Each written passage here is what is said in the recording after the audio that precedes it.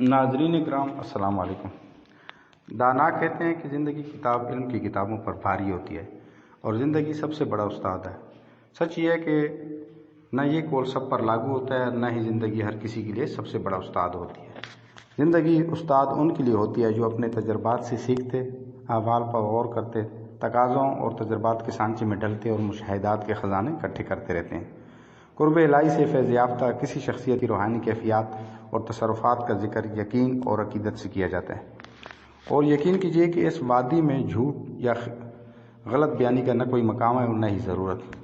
آپ مانیں یا نہ مانیں، لیکن میرا تجربہ اور مشاہدہ یہ ہے کہ نیم خواندگی بھی ایک طرح کی فائدہ مند شے ہے۔ جاہل تو بیچارہ کسی کام کا نہیں ہوتا، اور زیادہ پڑھا لکھا یعنی عالم و فاضل شخص عام طور پر زندگی بھر شک کی منزل سے آگے نکل ہی نہیں سکتا۔ اگر عالم و فاضل شخص شک کی حالت سے نکل کر یقین کی منزل پر پہنچ جائے تو وہ گوہر نایاب بن جاتا ہے۔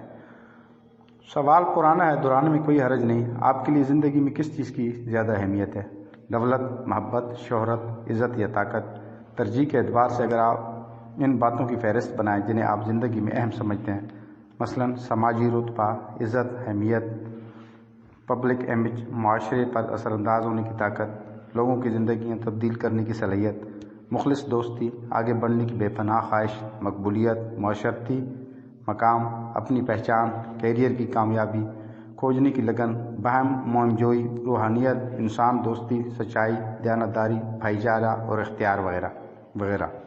ظاہر ہے کہ یہ طے کرنا بہت مشکل ہے کہ ان باتوں میں سے کس کی اہمیت کم ہے اور کس کی زیادہ، لیکن لاشعوری طور پر ہمارے ذہن میں ایک فہرست ضرور تشکیل پا رہی ہوتی ہے جو وقت کے ساتھ ساتھ خود بخود تبدیل بھی ہوتی رہتی ہے۔ اب یہ آپ پر منحصر ہے کہ آپ کے لاشعور میں کس چیز کا کتنا مقام ہے۔ روحانیت کے قائل شخص کے نزدیک تو امارات، شہرت، نمود و نمائش اور خود نمائی کی کوئی گنجائش نہیں۔ اسے تو دنیا سے ماورا ہو کر صرف اللہ سے لو لگانی چاہیے۔ اصل میں انسان ایک متنوع زندگی کا خواہش مند ہوتا ہے جس میں ہر طرح کے رنگ ہوں، کبھی ایڈونچر ہو، کبھی رومانس، دولت بھی اور اختیار بھی، اپناہیت بھی اور اکیلا پن بھی، دوست بھی ہوں اور محبوب بھی، عزت بھی ہو اور شہرت بھی اور نیک نامی بھی ہو، لوگ درویش بھی کہیں اور رعب و دبدبے سے بھی ڈریں، مخیر بھی کہیں اور رحم دل بھی، مقبولیت ایسی ہو کہ نکلنا مشکل ہو جائے مگر ذاتی زندگی پر حرف بھی نہ آئے۔ ایسا مگر ممکن نہیں۔ انسان کی عملی زندگی اس کی خواہشات کو بے نقاب کر دیتی ہے۔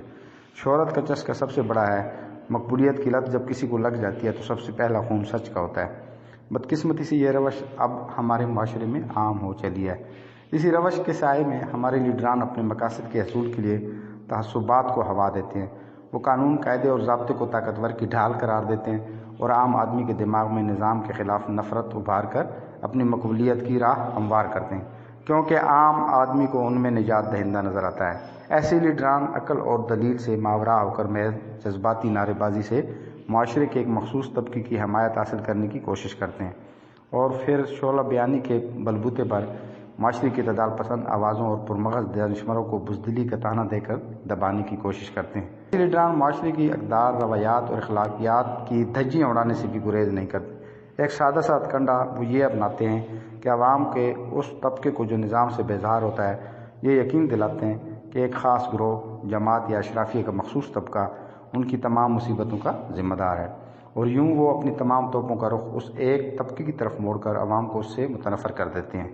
ایسے لیڈرز بے تکان جھوٹ بولتے ہیں اور اس قدر بولتے ہیں کہ لوگ اسے سچ سمجھنے لگتے ہیں۔